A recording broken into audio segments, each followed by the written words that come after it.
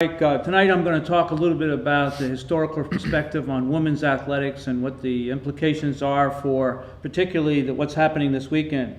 On May 18th of 1968, Wesleyan trustees voted to restore co-education to Wesleyan University's academic program. First, the decision was to allow transfer students to join Wesleyan males in 1968 in the classes of 69.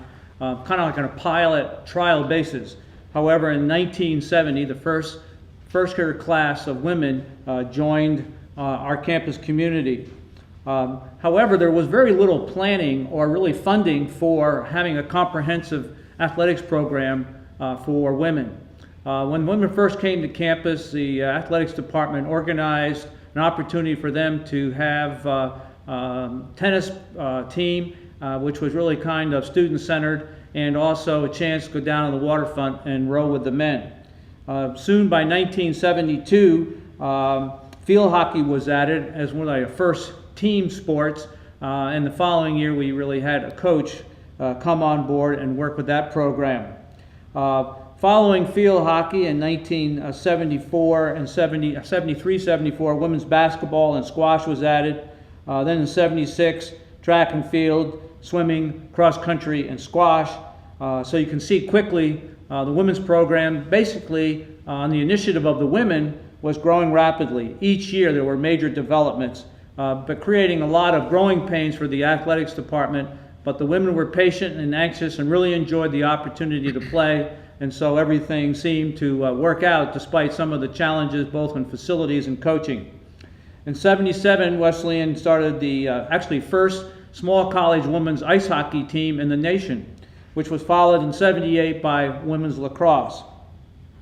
These pioneer women really set the stage for our women who are now competing in Wesleyan athletics, which really share and having equal recognition, coaching, resources, and support from the university, as do the men's program.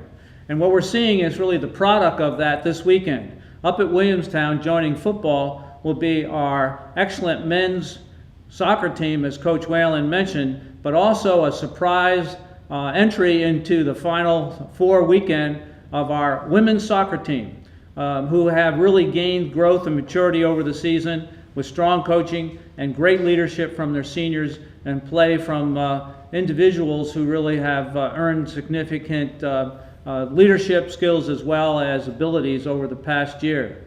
So women's athletics at Wesleyan is really healthy. It's growing leaps and bounds, and we're really proud of the advancement that our women have made. But we all, again, just as Title IX has provided an opportunity, owe it to those pioneer women who entered Wesleyan back in 1970.